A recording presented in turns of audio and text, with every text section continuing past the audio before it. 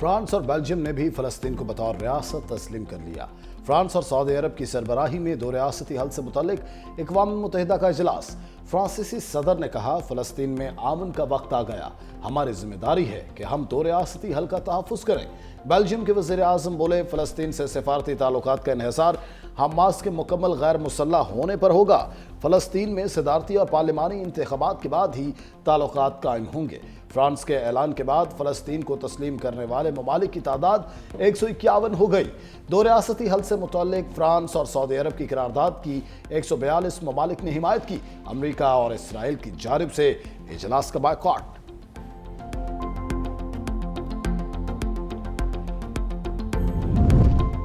وزیر اعظم شہباز شریف سمیت مسلم رہنما آج امریکی صدر ڈونلڈ ٹرمپ سے ملاقات کریں گے۔ وزیر اعظم اقوام متحدہ کے اجلاس میں شرکت کے لیے امریکہ پہنچ گئے۔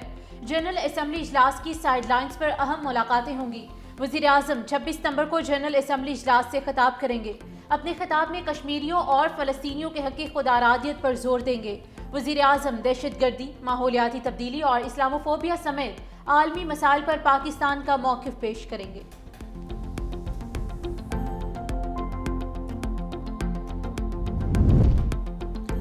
امریکہ نے یورپی ممالک کا فلسطین کو ریاست تسلیم کرنا حماس کے لیے انعام قرار دے دیا۔ ترجمان وائٹ ہاؤس کا کہنا ہے، ڈونلڈ ٹرمپ سمجھتے ہیں ایسے اقدامات سے یرغمالیوں کی رہائی میں کوئی مدد ملے گی، نہ ہی جنگ ختم ہونے میں مددگار ثابت ہوگی۔ یہ فیصلے صرف باتوں تک محدود ہیں، ہمارے اتحادیوں کے عملی اقدامات نہیں۔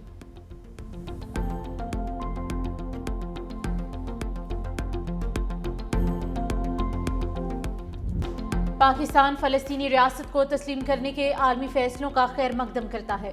نائب وزیر اعظم اسحاق ڈار کا بیان، کہا یہ اقدام مشرق وسطیٰ میں منصفانہ، پائیدار اور جامع امن کے قیام کی جانب ایک اہم پیش رفت ہے۔ فلسطینی عوام کو ان کا جائز حق دلانے کے لیے عالمی برادری کو متحد ہو کر عملی اقدامات کرنا ہوں گے۔ وزیر خارجہ اسحاق ڈار کی کینیڈا کے وزیر خارجہ انیتا آنند سے ملاقات اقوام متحدہ جنرل اسمبلی اجلاس کی سائیڈ لائنز پر ہوئی۔ دونوں جانب سے پاکستان کینیڈا مثبت تعلقات کو سراہا گیا۔ ملاقات کے دوران معاشی اور تجارتی تعلقات میں مزید تعاون کا اعادہ کیا گیا۔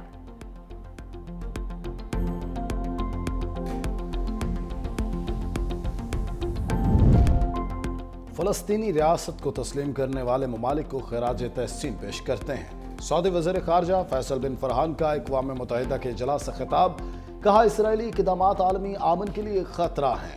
غزہ اور مغربی کنارے میں اسرائیلی مظالم جاری ہیں۔ قطر پر حملہ اسرائیل کی جارحانہ روش کی تازہ مثال ہے۔ اقوام متحدہ کے سیکرٹری جنرل انطونیو گوتریس نے کہا، دو ریاستی حل ہی پائیدار امن کا واحد راستہ ہے۔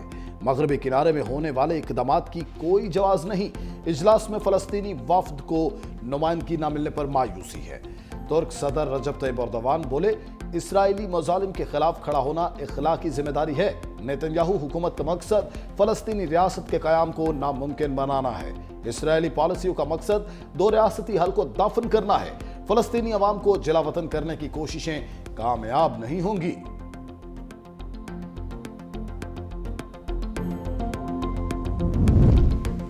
امریکہ اقوام متحدہ میں فلسطین کی نمائندگی نہ روک سکا۔ ٹرمپ انتظامیہ کی جانب سے ویزا جاری نہ کرنے کے باعث فلسطینی صدر محمود عباس کا ویڈیو لنک کے ذریعے خطاب، حماس سے ہتھیار ڈالنے کا مطالبہ کر دیا۔ کہا، حماس کو اپنے ہتھیار فلسطینی اتھارٹی کے سپرد کرنا ہوں گے۔ حماس کو مستقبل میں فلسطین کی حکومت میں کوئی کردار نہیں دیا جائے گا۔ بولے، غزہ میں انسانی صورتحال انتہائی بھیانک ہے، فوری جنگ بندی کی ضرورت ہے۔ جنگ کے خاتمے کے لیے مصر اور قطر کے کردار کو سراہتے ہیں۔ فلسطین کو تسلیم نہ کرنے پر اٹلی میں مظاہرے پھوٹ پڑے، 60 اہلکار زخمی، ہزاروں افراد فلسطینی جھنڈے اٹھا کر سڑکوں پر نکل آئے۔ مظاہرین نے بندرگاہوں کے داخلی راستے بند کر دیے۔ اٹلی کو اسرائیل کے لیے اسلحے کی ترسیل کے اڈے کے طور پر استعمال نہ کرنے کا مطالبہ۔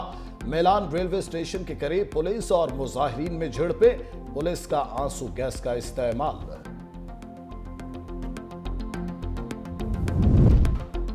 اسرائیلی فوج نے غزہ شہر میں مزید فوجی دستے داخل کر دیے۔ تازہ حملوں میں مزید 40 فلسطینی شہید۔ خان یونس میں امداد کے منتظر 3 فلسطینی بھی اسرائیلی فوج کی دہشت گردی کا نشانہ بن گئے۔ اسرائیلی فوج نے شاتی پناہ گزین کیمپ میں مزید مختلف رہائشی عمارتوں کو نشانہ بنایا۔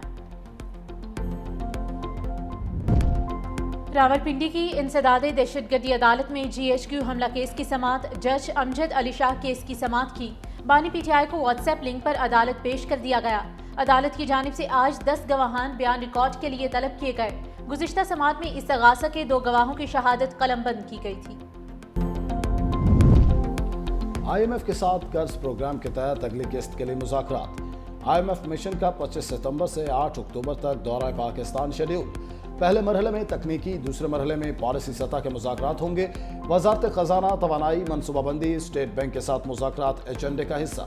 IMF जायजा मिशन के सूबाई हुकूमतों से भी अलग अलग मुज़ाकरात शेड्यूल। मिशन के दौरा पाकिस्तान के लिए वर्किंग हतमी मरहले में दाखिल। सैलाब की तबाहकारियों और मुतासरीन के लिए रिलीफ बारे भी तजावीज़ पेश होंगी।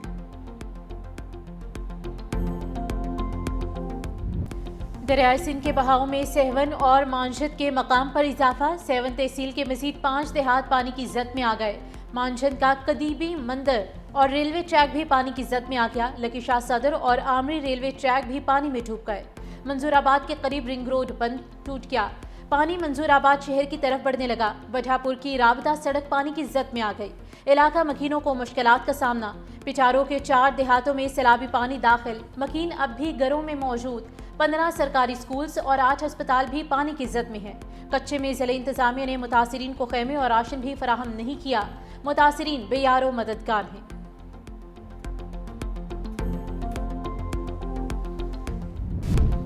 सैलाब से मुतासरा इलाकों में बहाली के इकदाम जारी। पंजाब के दरियाओं में पानी का बहाव नॉर्मल हो चुका। DGPDM पंजाब इरफान अली काठिया ने कहा कि सैलाब से मुतासरा इलाकों में पानी की सतह में वाज़ेह कमी हो रही है।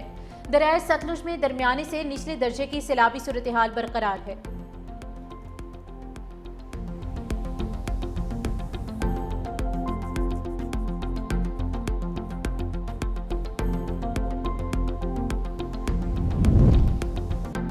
हुकूमत सिंध की जानिब से हालिया हफ्ते के दौरान खवातीन को पिंक स्कूटीज फ्राहम करने का फैसला।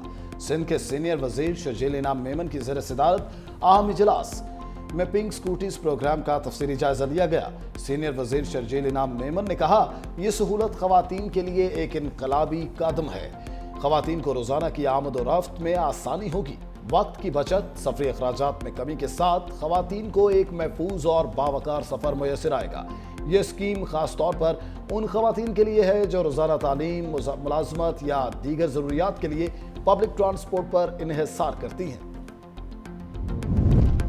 सिंध हुकूमत का शहरियों की सहूलत के लिए बड़ा इक़दाम। डेथ सर्टिफिकेट के इजरा की फीस खत्म करने पर गौर। यूनियन काउंसिल्स और यूनियन कमेटी से जारी होने वाले डेथ सर्टिफिकेट्स अब मुफ्त फराहम करने की तजवीज़ है। महकमे बल्दियात सिंध ने समरी सूबाई काबीना को भिजवा दी। सूबाई काबीना आज फैसला करेगी।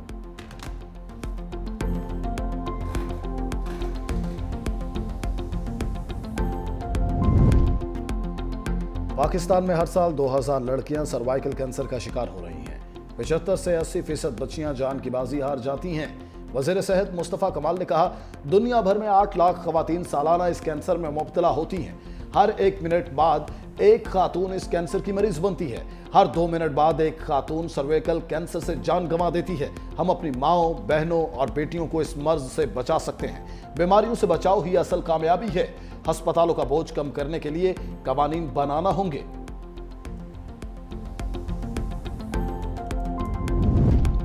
टैक्स चोर ज्वेलर्स FBR के रेडार पर आ गए। टैक्स चोरी में मुलविस ज्वेलर्स का डेटा इकट्ठा कर लिया गया। इस्लामाबाद, रावलपिंडी, फैसलाबाद और मुल्तान समेत मुख्तलिफ शहरों में ज्वेलर्स को नोटिस जारी। ज़राए के मुताबिक 60,000 से ज़ायद ज्वेलर्स में रजिस्टर्ड ज्वेलर्स की तादाद सिर्फ 21,000 है। सिर्फ 10,524 ज्वेलर्स ने टैक्स रिटर्न्स दाखिल की। FBR का इस्लामाबाद में बड़ी रियल एस्टेट कंपनी के दफ्तर पर भी छापा। अमले की सख्त मज़ाहमत के बावजूद तमाम रिकॉर्ड कब्जे में ले लिया।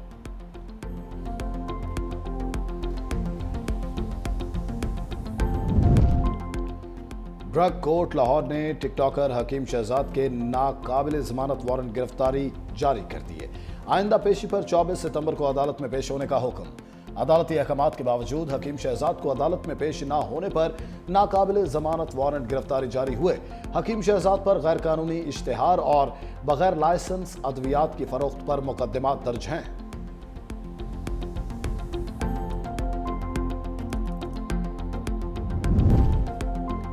सिंगापुर का इसराइली सेटलर रहनुमाओं पर पाबंदी आयद करने का ऐलान।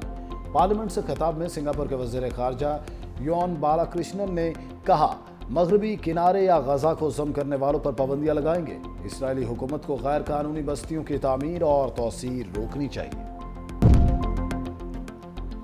जनूबी अफ्रीका ने दौरा पाकिस्तान के लिए पत्ते शो कर दिए। टेस्ट, वनडे और T20 स्क्वाड का ऐलान। टेम्बा बावुमा इंजरी के बाद सीरीज से बाहर। क्विंटन डिकॉक की इंटरनेशनल क्रिकेट में वापसी। जनूबी अफ्रीका की टेस्ट टीम की क़यादत एडम मार्करम करेंगे। T20 टीम की क़यादत डेविड मिलर के सपुर्द। मैथ्यू ब्रेटन्स एक रोजा टीम के कप्तान होंगे।